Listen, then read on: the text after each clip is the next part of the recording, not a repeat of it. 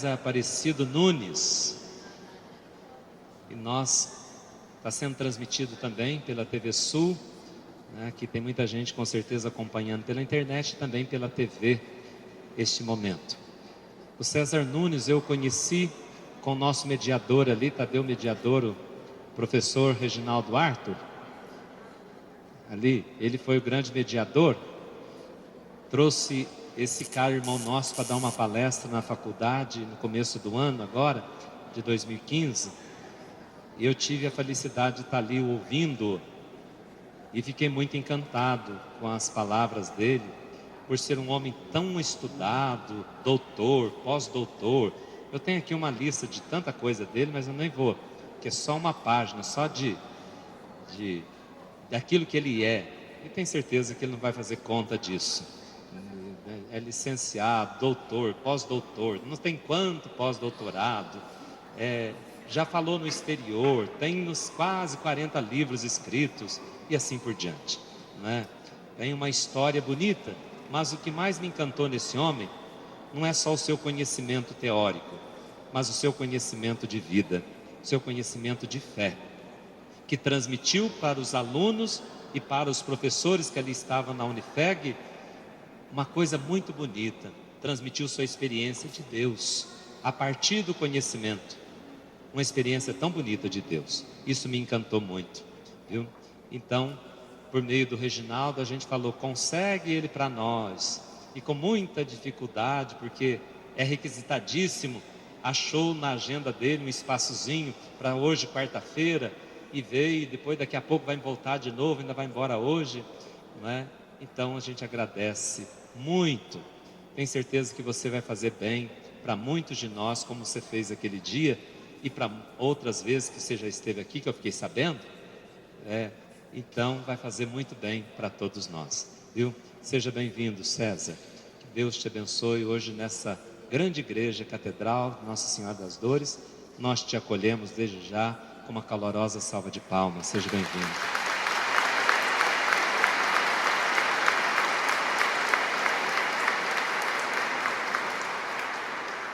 E agora está com você. Boa noite a todos e a todas.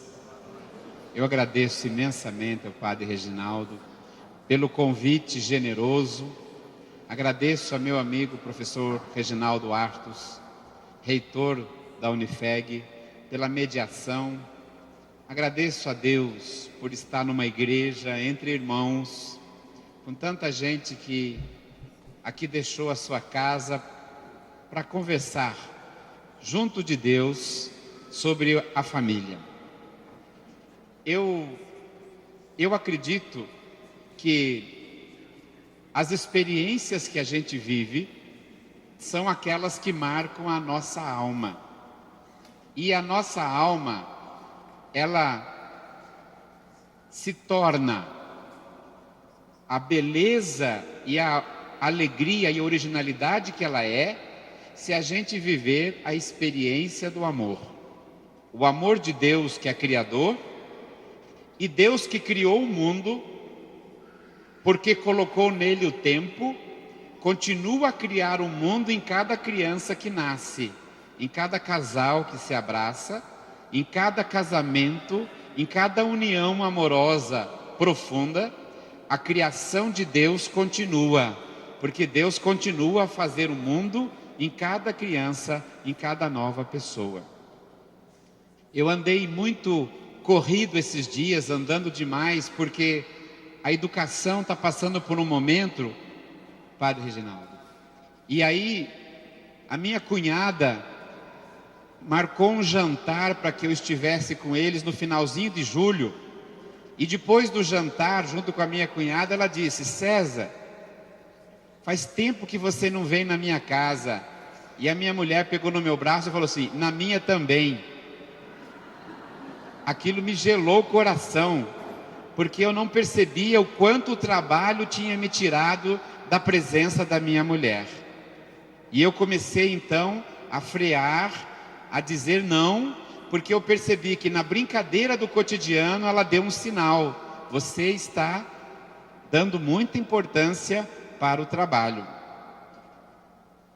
Eu, Padre Reginaldo, nasci lá no Paraná, morava no sítio, num lugar colonizado pelos mineiros de Congonhas do Campo. A minha cidadezinha chama Congonhinhas, uma cidade bem pequena, feita por uma migração de mineiros para lá. Minha mãe se casou com o filho do vizinho, do sítio vizinho, com 14 anos. E a minha mãe olhava para mim e dizia: "Você dos que vingou é o primeiro."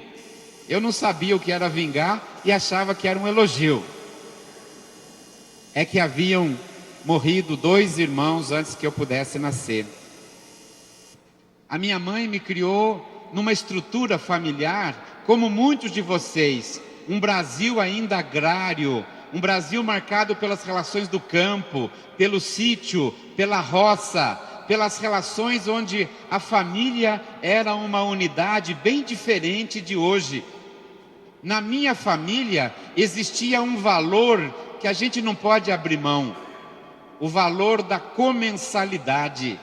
Comensalidade quer dizer comer juntos, sentar juntos à mesa para juntos saborear a comida que Deus nos dá e nos nutre e que nós pelo trabalho conquistamos. Meu pai trabalhava na roça, mas aos sábados e aos domingos todo mundo comia na mesa. E meu pai falava todo dia, a hora da mesa: "Abençoai, Senhor, o que vamos comer e dai também àqueles que não têm." E essa oração ficou no meu coração desde pequenino. E eu fui aprender anos mais tarde, nas pesquisas lá na Itália. Tem um filósofo que diz assim: a fidelidade à mesa é tão importante para a família quanto a fidelidade à cama para o casal. Comer juntos, a gente digere o sofrimento e a gente potencializa as conquistas. A família nutre-se pela presença e pela comensalidade. A gente tem que criar rituais. Eu tive a honra e a alegria, para aqueles que conhecem, de ter sido aluno de um grande educador brasileiro chamado Paulo Freire. E depois eu fui motorista dele, e depois eu faltei numa reunião da minha faculdade e me elegeram chefe do meu departamento, porque eu não pude me defender. E eu fiquei chefe de um grande educador brasileiro chamado Rubem Alves, né? Eu fui chefe do Rubem Alves por 4 anos, até acompanhá-lo a passagem para o pai no dia 19 de julho de 2014.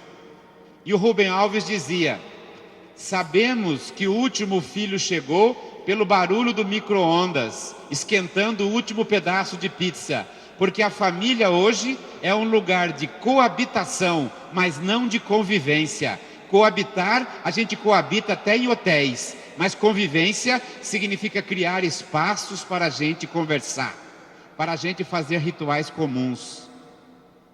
Então eu nunca esqueci o que o Rubem Alves falou, e me lembrava da minha mãe.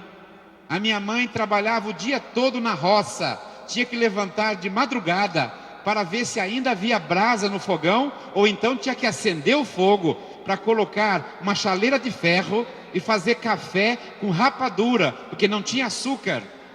E depois torrar o café, e depois moer todo dia o pó, e depois fazer o pão.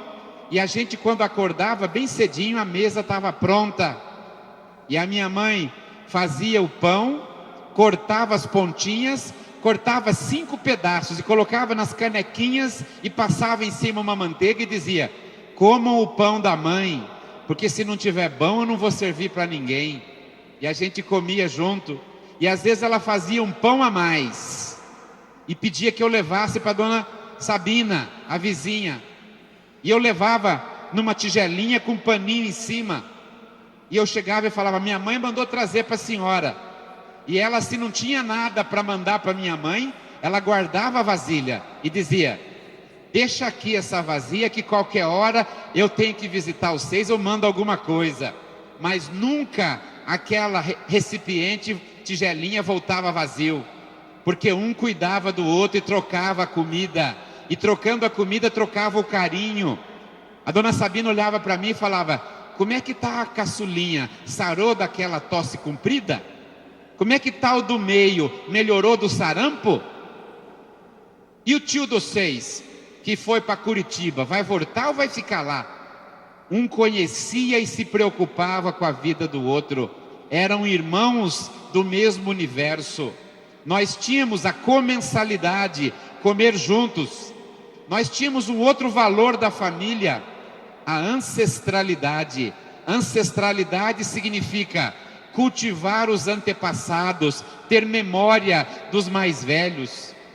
A gente tinha em cima da nossa sala de comida, que tinha um guarda-comida pequeno, tinha uma foto redonda pintada em Aparecida do Norte, que tinha o meu bisavô e a minha bisavó, Amélia e Gregório.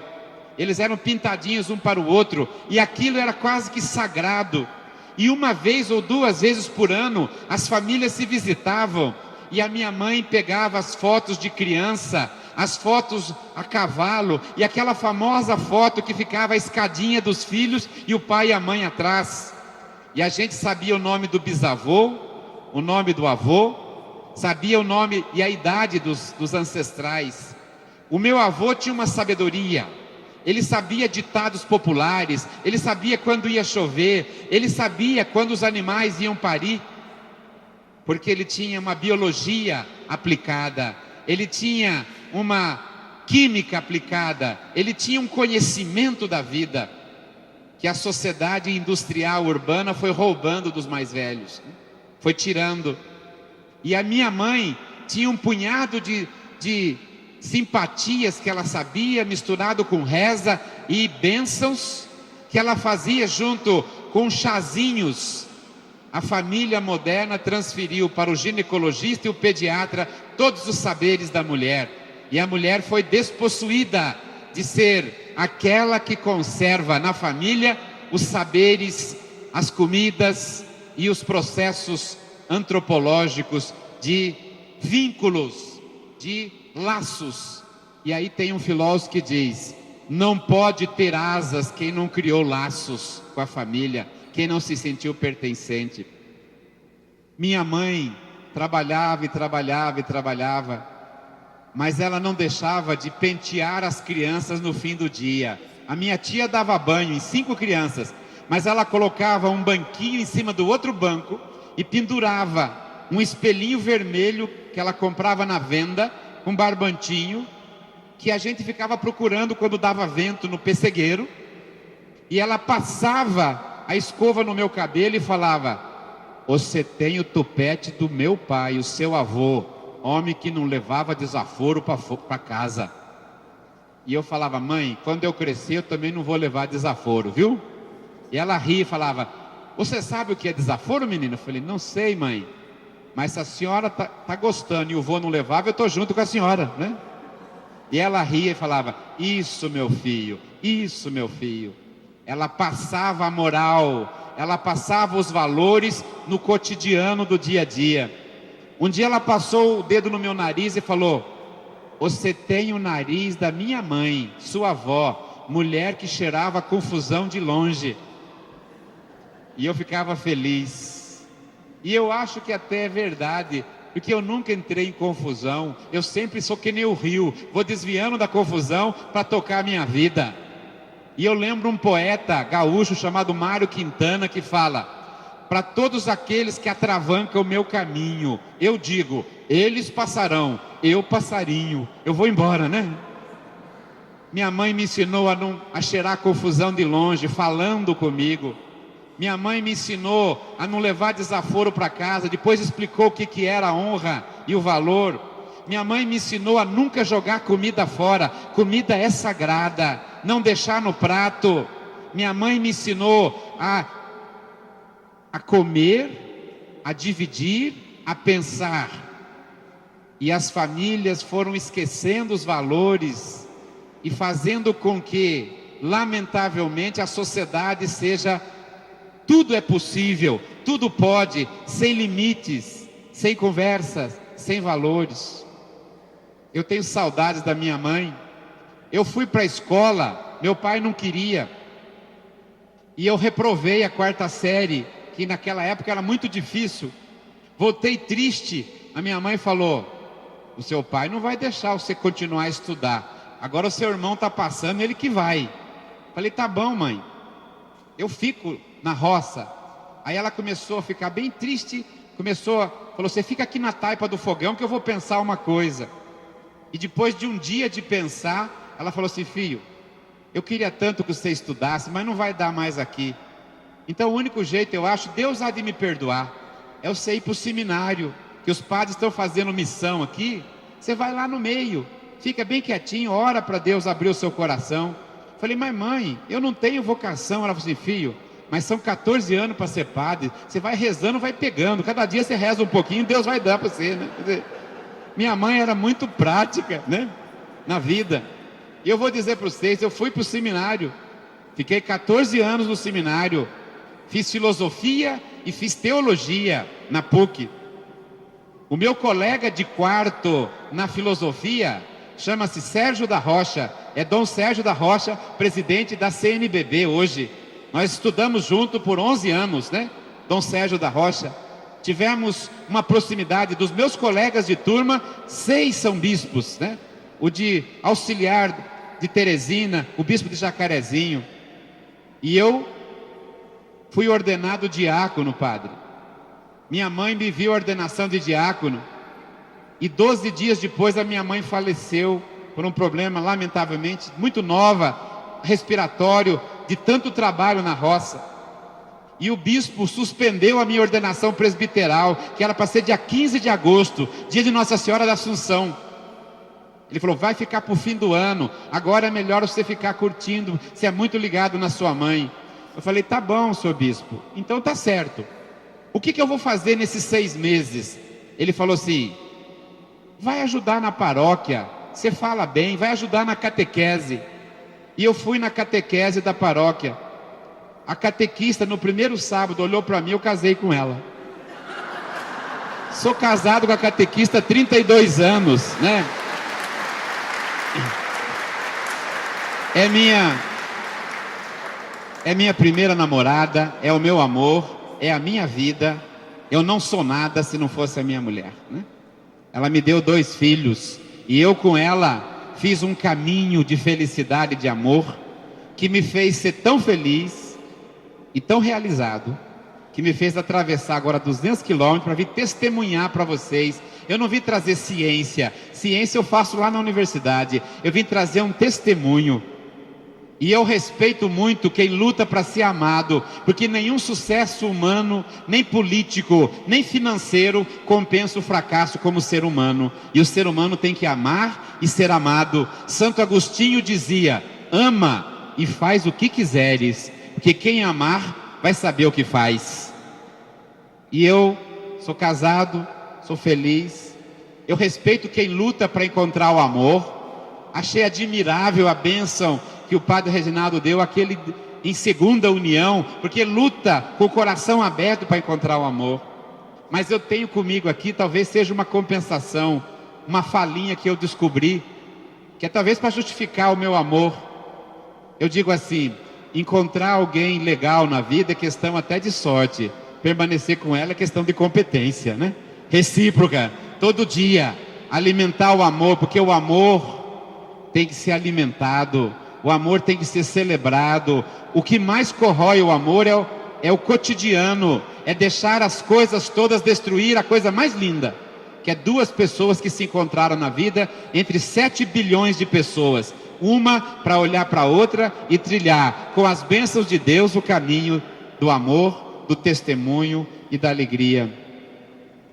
Eu sei que hoje eu estou muito feliz. Eu trouxe um convite de casamento do meu filho mais velho para o professor Reginaldo, que vai ser o seu padrinho na igreja. Meu filho tem 28 anos, vai se casar no dia 19 de setembro. Domingo, dia dos pais, nós sentamos, ele falou assim: pai, tô meio com medo. Falei: por quê, filho? É o 3º, último fim de semana que eu tô solteiro. Falei: é verdade, né? As proclamas já correram, falei para ele, né? Ele falou assim: pai, é muito difícil a vida, a dois. Eu falei, filho, você viu sempre o seu pai e sua mãe, você sabe a realidade.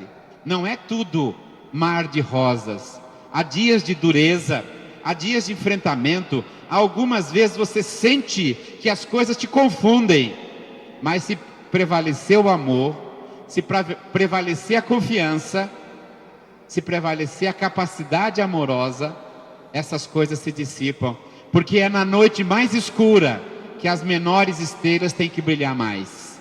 É na noite mais escura que o amor tem que prevalecer. É na dificuldade que você sente que ama. É no perdão e é na disposição para recomeçar todo dia que o amor de um casal se refaz. Não é na cobrança. Aquele que mais ama é aquele que mais se abre, aquele que mais cede. A nossa igreja construiu uma imagem de família tão linda que tem muito a nos inspirar. A antropologia estuda a família. Hoje a sociologia estuda novas formações de família. Mas a nossa igreja também tem a sua proposta. E eu estou vinculado a essa proposta. Fazer da família um lugar de união plena como Deus e a igreja. Uma união onde possa se expressar o amor, a criação e a dignidade da condição humana. Eu estou hoje muito feliz porque com o meu filho eu conversei com ele e eu falei a ele: filho, a construção de um casamento é uma construção histórica que vai dia após dia. Se você mantiver as pontes, você sempre vai conversar e negociar, e você sempre vai perdoar, de pequenas a grandes coisas, porque o perdão, ele não tem limite. O perdão é a grande distinção do cristianismo. Eu acho que a família é a primeira e a maior experiência amorosa. Eu tenho saudades da minha mãe, eu tenho saudades do meu pai. No dia que era para eu me matricular na escola, minha mãe perguntou para o meu pai: será que ele pode ir lá estudar? Ele falou assim: vai ter uma chance, pode ir até lá. Mas depois ele olhou assim e falou assim... Eu voltei e falei que não tinham me matriculado no primeiro dia. Ele falou assim: por quê? Olharam para a cara dele e viram que é burro, não vão perder tempo com um moleque desse, né? Aí a minha mãe olhou para ele e falou assim: você não devia falar uma palavra feia para o teu filho, porque as palavras feias ficam no coração do filho até a vida inteira. Se você não tem palavra bonita para falar para o filho, fica quieto. Mas não fale uma palavra feia que vai ficar que nem roupa quarando, o tempo todo remexendo. E aí ela falou com uma sabedoria. Eu escutei na missa esses tempos que o padre falou que pelo fruto a gente conhece a árvore, viu? Meu pai levou 2 minutos para entender, né? Mas depois ele falou assim: você está me chamando de burro, Marilena? Ele falou assim: não. Ela falou: não, quem sou eu? É a Bíblia, filho. Se você quiser brigar, brigue com a Bíblia. E ele saiu e pensou e sofreu, porque a minha mãe nunca deixava de falar o que ela pensava, com autonomia, com serenidade, mas ela colocava as coisas com segurança. Um dia o meu avô, o pai dela, falou assim: eu não mudo, pau que nasce torto, morre torto. Ela falou assim: mas você não é pau, pai, você é gente. Pau talvez não mude, mas gente muda. E quanto mais inteligente for, e quanto mais amoroso for, muda com mais facilidade. Ela tinha uma sabedoria. Ela tinha uma sabedoria. As mulheres têm uma sabedoria. A sociedade urbana industrial tirou da mulher muita sabedoria e transmitiu para quem?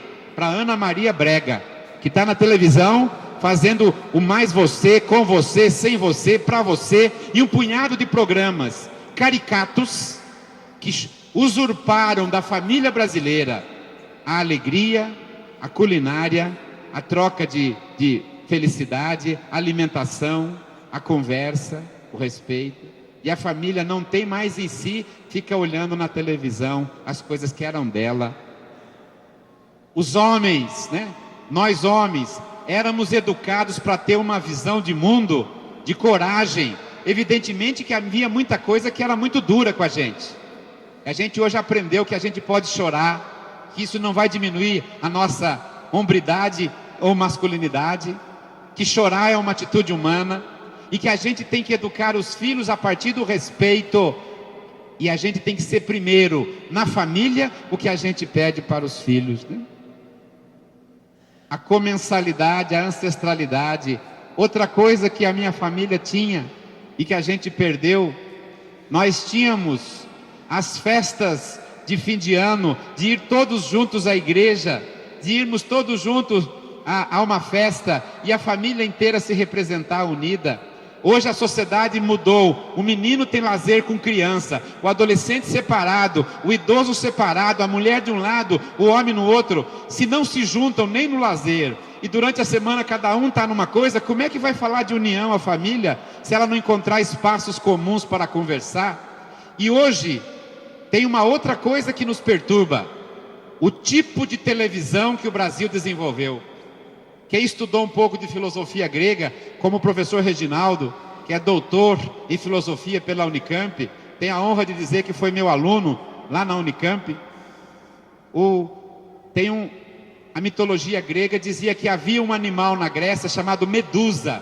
A Medusa tinha os olhos lancinantes e tinha serpentes na cabeça, e ela dava um pio, e quem olhava para a Medusa virava pedra. Hoje a Medusa olha para a gente e faz plim plim, e quem olha para ela vira pedra. Tem gente que é capaz de chorar com drama de novela e não chora com o drama da vida real. Tem gente que se condói do pobre, tem dó do pobre que aparece na novela, mas o pobre que está na rua de Guaxupé, ele fecha e não consegue sentir. Ele não vê que aquele é irmão dele, ele não vê que a pessoa decaída é a que mais precisa. E ele chora com dramas imaginários, mas não tem a compaixão cristã. Ele não tem a compaixão. Ele acaba tendo os valores que a Medusa vai estabelecendo. Eu acho que nós temos que ter uma posição crítica frente à televisão, conversar com as crianças e adolescentes. O Big Brother, que é um programa dramaticamente perverso, na França não passou da primeira edição. Em Portugal teve 2, na Espanha teve 3, no Brasil teve 15. O Big Brother faz mal à família, faz mal à criança, faz mal ao adolescente, porque ele confunde aquilo que eles chamam de anjo não é anjo, aquilo que eles chamam de líder não é líder, aquilo que eles chamam de amigo não é amigo, e é uma exposição perversa da sexualidade num horário que não deveria. Eu acho que nenhum horário, mas naquele momento faz mal à família não ter espaços para discutir com os filhos o que se deve ver na televisão. Eu gosto muito do programa Criança Esperança, que a Rede Globo está reeditando, e acho um dos mais admiráveis programas. Acho que deveria continuar, mas acho que a Rede Globo faria mais bem à família se tirasse o Big Brother, porque daí ela não prejudicaria tanto numa visão precoce da sexualidade, medíocre, competitiva. A família tem que conversar. Hoje nós não podemos pegar a opinião das pessoas na sociedade. Nós temos que ensinar as crianças a dizer uma coisa, a falar e a pensar. A família tem que ter diálogo, porque a família é um espaço do diálogo. E mesmo em situação limite, eu nunca vi a mãe que abandone um filho, o pai que abandone o filho. O filho pode entrar às vezes na criminalidade, a mãe acompanha, o pai acompanha. Isso é fundamental para que as pessoas continuem a sua trajetória. Mas a gente tem que saber que há 2 caminhos para educar os filhos: o amor da família e a alegria na escola. Se falhar a família, falhar a escola, só sobram 2 outras: o narcotráfico e a polícia. Então não existe outra chance. Ou a gente vai amar os filhos. E eu falei para os meus filhos na adolescência: filho, o pai não quer que você faça isso. Vou deixar bem claro. Se você fizer, vai ser sua escolha. Se você errar, eu espero que não erre. Mesmo assim, ligue para mim, porque em qualquer lugar que você estiver, como filho pródigo, pense que o pai e a mãe te amam. E se você quiser, confie mais no pai e a mãe. Eu vou atrás de você onde você estiver. Eu aprendi agora com o professor Reginaldo uma frase linda: quem leva os filhos para a igreja não haverá de buscá-los na cadeia. Nós precisamos levar os filhos, acompanhá-los, tomá-los pela mão, para que o nosso exemplo seja prevalecente. E mesmo quando caírem, que o nosso amor seja maior, mas lutemos tudo para que não caiam nunca, e que a família seja sinal de contradição, num mundo cada vez mais egoísta, cada vez mais extremamente racista, discriminatório, a gente possa falar como diziam de nós os Atos dos Apóstolos: os cristãos têm tudo em comum, dividem os seus bens com alegria, e entre eles não há necessitados, parecem sempre felizes.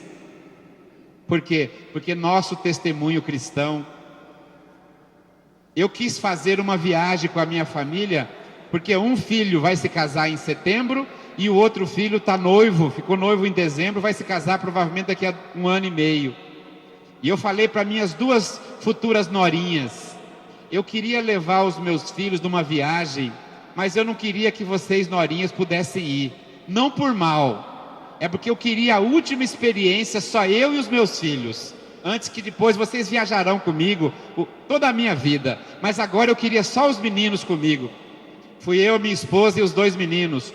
Meninos eu digo porque o pai sempre acha que é menino. Um com 28 anos e o outro com 26, né? E eu pedi que no lugar que nós fomos, para a Itália, pagando até hoje a passagem, ficamos um mês na Itália. Eu quis fazer uma peregrinação com os meus filhos. O primeiro lugar que eu fui, para Assis, para rezar com os 2 meninos ao lado do túmulo de São Francisco de Assis.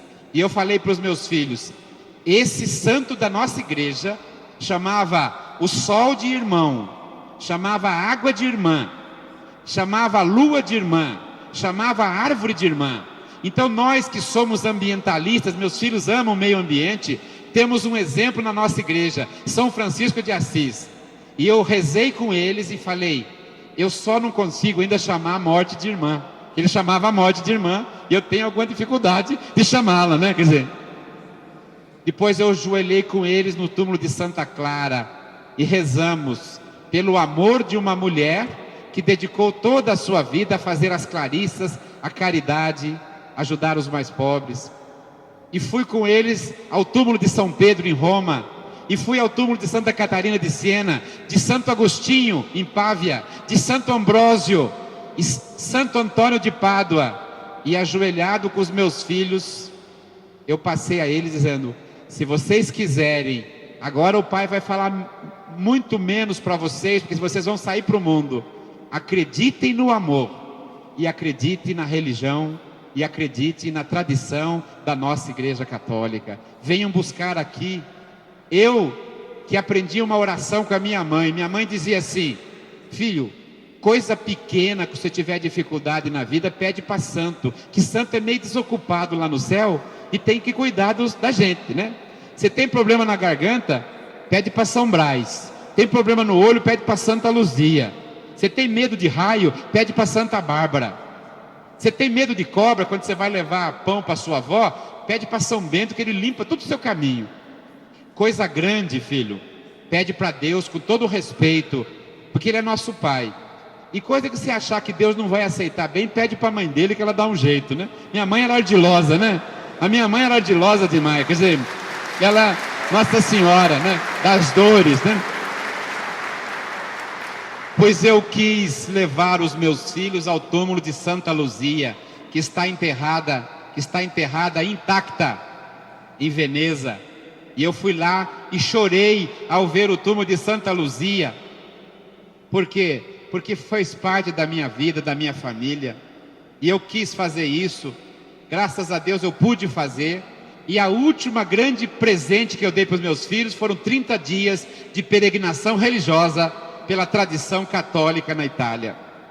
E eles nunca esqueceram que eu estava esses dias no quarto, meio quietinho. Eles estavam conversando entre eles, e o meu filho mais velho falou assim pro colega dele: eu adorei o que o meu pai fez. No começo eu achei que ia ser meio chato, mas depois eu vi o quanto foi importante. Quando os meus filhos crescerem, antes deles casarem, eu vou fazer isso que o meu pai fez. E isso vai ficando no coração. Por quê? Porque as palavras inspiram, mas os exemplos arrastam, né? São os exemplos que arrastam.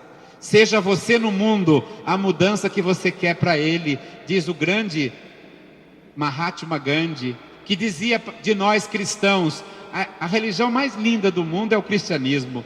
Pena que a maioria não acredite e não pratique o que ela diz, né? Nós devemos tomar essa crítica do Gandhi e praticar o cristianismo e olhar para aqueles que a sociedade julga os menores, para aqueles que a sociedade julga os excluídos, porque Jesus andava com as mulheres que eram excluídas, Jesus andava com os doentes que eram excluídos, e Jesus andava com os pecadores. E a religião existe para religar o homem com Deus, religar o homem com o seu destino, religar o homem com a natureza, religar. Então a religião é para que a gente que se sente pecador consiga ter a alegria e a bênção de Deus para continuar nessa vida. Não sei se eu fiz certo, porque as minhas norinhas ainda até hoje estão, futuras norinhas, um pouco magoadas comigo. Eu vou ter alguns anos para tirar isso, mas elas verão de entender. Porque eu ficava em hotéis passíveis de serem pagos por uma família, de um professor, mas eu não fazia 2 quartos, 2 para os meninos e 1 para o casal. Eu falava, eu quero um quarto só, com uma cama de casal no meio, 2 camas de solteiro do lado, e eu não quero televisão no quarto, porque eu queria ficar com os meus filhos o mais tempo possível. E a gente andava de metrô, e depois deitava na cama, aqueles homens arrões com a gente. E eu me lembro que dali saiu tanta coisa. O meu filho mais novo falou para minha mulher: mãe, vou contar uma coisa para a senhora. O que, filho? A senhora me mandava para a escola com uma calça da Adidas que eu não gostava. E ela, e o que você fazia? Eu levava uma outra que eu gostava escondido dentro da minha mochila. E aí, chegava na escola, eu ia no banheiro e trocava. Ela, seu safado, né? E aí o que acontecia? Ah, mãe, às vezes eu esquecia de destrocar e você vinha me buscar e você nem percebia. Quando eu chegava em casa que eu corria no quarto e trocava. E eu falei para minha mulher, quantas vezes a gente não olha para os filhos, a gente fica perdido pelo cotidiano, fica perdido pelo trabalho. Tem tanta gente às vezes que presta mais atenção e às vezes também não tem alternativa no trabalho do que aos filhos, né? Eu não estou dizendo que a minha vida foi só alegria, tive muitas dores, né? Nossa Senhora das Dores sabe. Cheguei a dizer para minha mulher, falei para os meus filhos, toda vez que o pai chegar em casa e vocês já estiverem dormindo, o pai não vai acordar vocês, vai fazer um nozinho na fronha do travesseiro, só para dizer que eu estive ali, que é o meu abraço, o meu beijo. E quantas vezes eu trabalhando em Curitiba, no Amapá, ligava para minha mulher e falava, por favor, faz um nozinho para eles pensar que eu estive ali. Hoje eu não faria nunca mais isso, né? Porque a gente dava uma falsa ilusão. Hoje eu não perco uma noite que eu puder estar com os filhos, não perco uma noite que eu puder conversar com eles, não perco uma noite que eu possa falar com eles. Eu sofri um infarto, quase morri, e o meu médico depois disse que eu só posso tomar vinho, 1 taça de vinho por dia. Eu tenho que confessar a vocês que eu fui em Itu e comprei uma taça que cabe 1 litro. Então, domingo, no dia dos pais, eu abri a taça para tomar com os meus 2 filhos. E eles tomaram comigo o vinho que eu gosto, comedidamente. Agora, a alegria de um pai ao conversar com o filho há 3 semanas de se casar, eu acho que não há dinheiro no mundo que pague. A alegria de um pai. Agora, o que eu construí com os meus filhos começou na infância, porque a gente não faz atalho na adolescência, não faz atalho na juventude, começa na infância, quando a gente começa a conversar com os filhos, a carregá-los para a igreja, a ficar com eles, e a gente também tem maturidade para deixar com que eles expressem as suas dúvidas e as suas dificuldades, né? Abrir os canais, deixar sempre, não levar seus filhos a situações limite, amá-los com profundidade e amá-los com firmeza. A poetisa mais linda do Brasil se chama Adélia Prado, é mineira de Divinópolis. Ela tem um poema que diz assim: até hoje eu sei quem olhou para mim com um olhar de confiança, porque eu era criança, mas não era boba. Até hoje eu sei quem olhou para mim com um olhar de amor, porque eu era criança, mas nunca fui boba. A criança sabe. E eu fui aprender nos estudos depois que um espelho não diz quase nada para uma criança. O que a criança vai ver no espelho é o que o pai e a mãe falou que ele é. Então o pai e a mãe tem que ser o primeiro a elogiar os filhos. Você tem o cabelo bonito, você tem o olho lindo, você tem a sobrancelha do teu avô, para criar laços nele. O meu irmão, os irmãos são duros na queda, falava assim: você, César, tem a testa de amolar facão, porque é grande a minha testa, né? E a minha mãe, logo que escutou, falou assim: não é só de amolar facão, a testa dele é grande para guardar bastante ideia na cabeça dele. E a minha mãe logo tirou o bullying que eu poderia ter sofrido. Ela fez o contra-bullying, ela levantou a minha autoestima. Ela fez com que eu, naquele momento, me sentisse a pessoa amada e querida. Palavra de pai, palavra de mãe é essencial para que as crianças se orientem. E a gente se alimenta onde? A gente se alimenta na nossa igreja, na experiência do discernimento do magistério da igreja, na palavra de Deus. Mãe é uma dimensão tão linda que Jesus, que é Deus, quis ter uma. Se Jesus quisesse nascer de outro modo miraculoso, ele poderia. Mas Jesus quis ter mãe, quis conviver com a mãe. E a mãe e a maternidade, como dizia João Paulo I, perguntaram: o senhor acha que Deus é pai? Ele falou assim: às vezes é pai, às vezes é mãe. Às vezes ele é mais mãe do que pai. João Paulo I. O pai e a mãe são figuras da igreja, figuras da união de Deus na Santíssima Trindade. E se vocês pegarem todos os valores que estão no Espírito Santo, são os valores que a gente atribui à condição feminina. É a temperança, a alegria, o amor. O Espírito Santo é a expressão teológica de toda a beleza da criação feminina.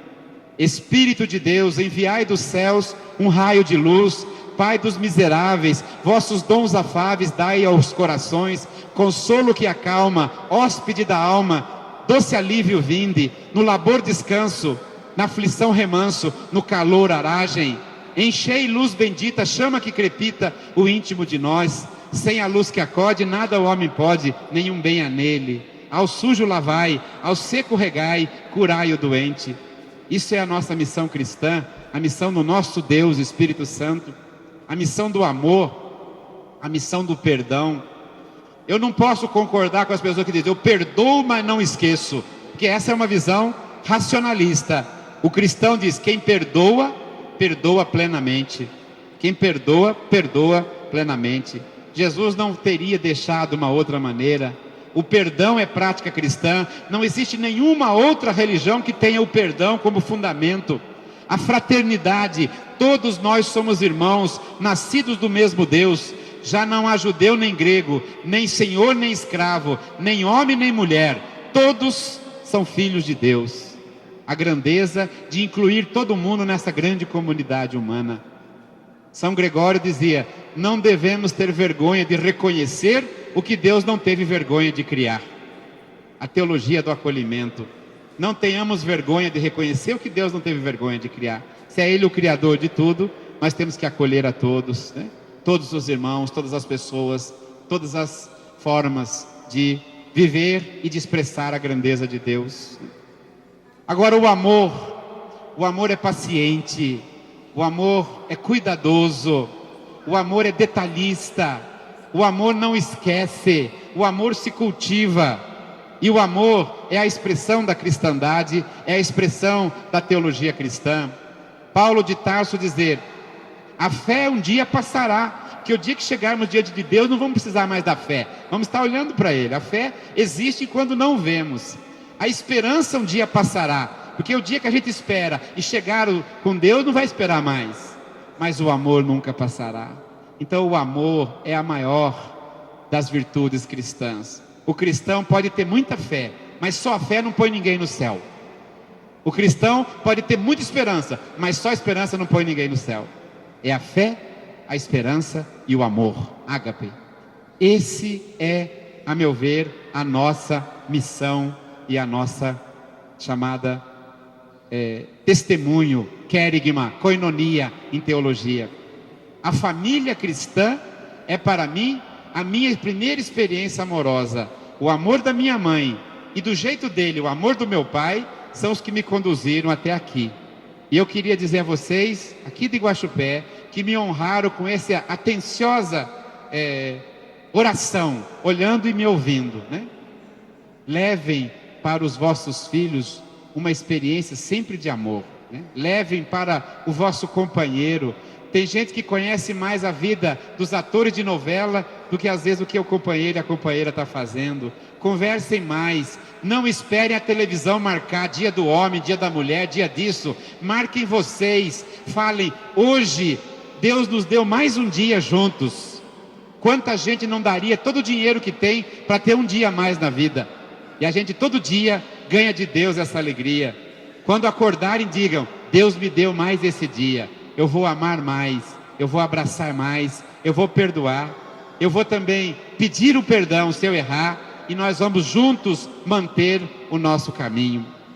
Eu acho, Paulo de Tarso nos diz, o nosso sinal de cristianismo está no serviço e está no amor. O serviço aos mais pobres e o amor na família, na sociedade, né?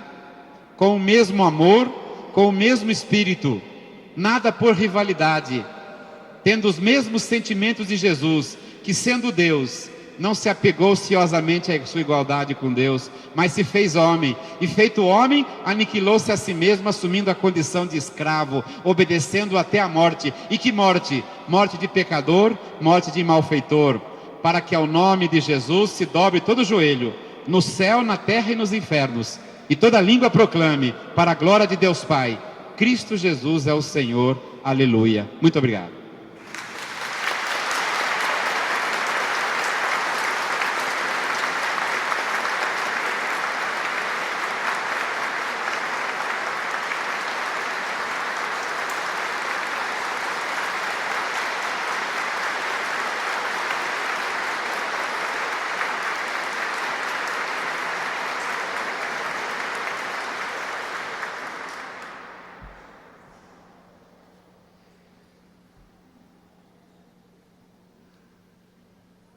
Caro professor César, em nome do Padre Reginaldo, Padre Ademir e toda a nossa comunidade, agradecemos-lhe por sua presença entre nós.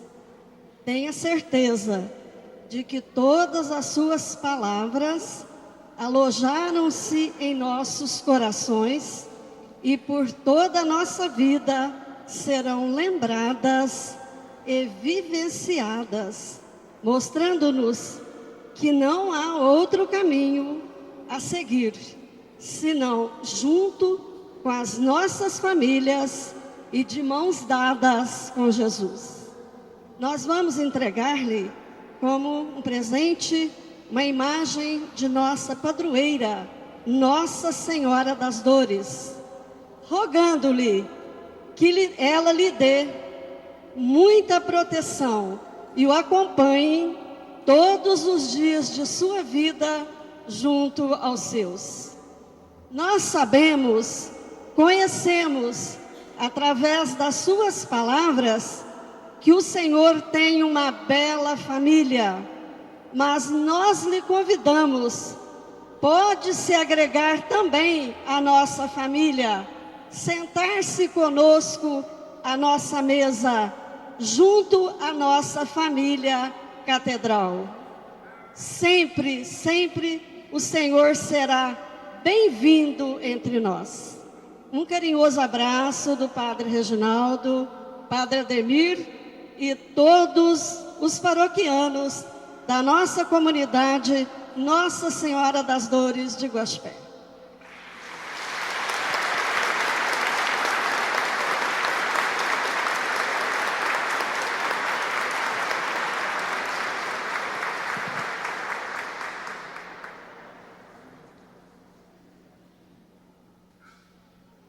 Deus lhe pague, viu, pela sua disponibilidade. Agradeço imensamente, Reginaldo, por fazer esse caminho para nós, por ter conhecido você, César, viu? Essa sua experiência, esse seu testemunho.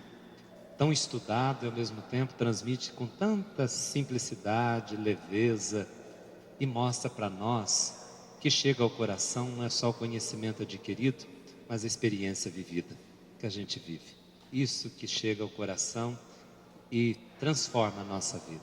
Então fico imensamente feliz de saber que você sabe unir conhecimento e fé. A fé, o teu conhecimento não te afasta da fé, mas o teu conhecimento te faz cada dia crer com mais autenticidade. Deus abençoe pelo teu testemunho, viu? Deus continue abençoando tua família, teus filhos, que leve esse presente também para o teu filho, que Nossa Senhora proteja ele que já vai casar, né? E nós não vamos poder ir no casamento, mas nós vamos estar rezando, né? Tá? A festa depois você vem fazer conosco, vindo depois falar conosco de novo. Esta é a festa, viu? Deus lhe pague, Deus abençoe. Leve, nosso jeito de agradecer é rezando. Por isso agora nós vamos colocá-lo no coração da Senhora das Dores, tua vida, teus filhos, tua família, teu retorno para casa, que você leve muita graça e paz e bênção para toda a tua família. Vamos rezar uma Ave Maria por ele e por toda a família. Ave Maria.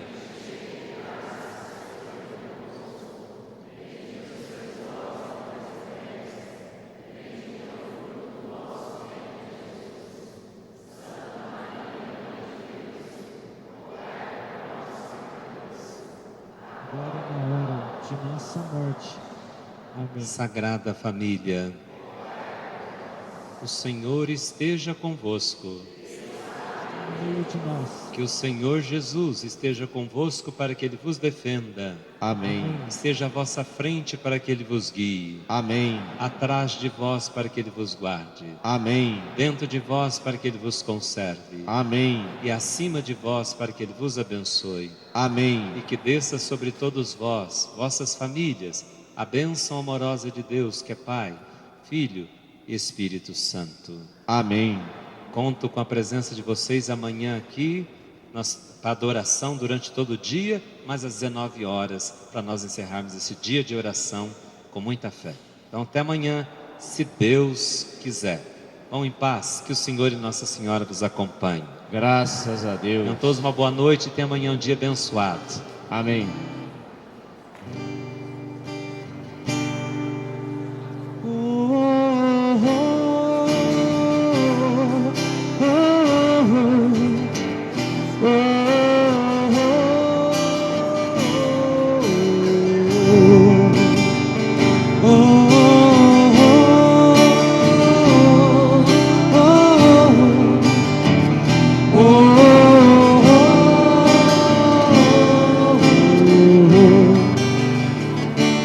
Das muitas coisas do meu tempo de criança, quando vivo na lembrança, o aconchego do meu lar.